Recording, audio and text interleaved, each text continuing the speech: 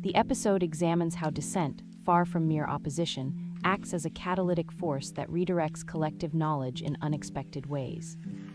From scientific revolutions to social movements, dissent pushed ideas beyond comfort zones into bolder futures.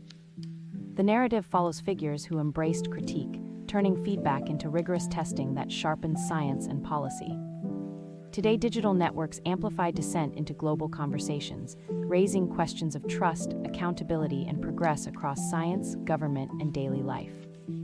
Looking ahead, the episode envisions systems that nurture constructive disagreement as a durable engine for humane innovation.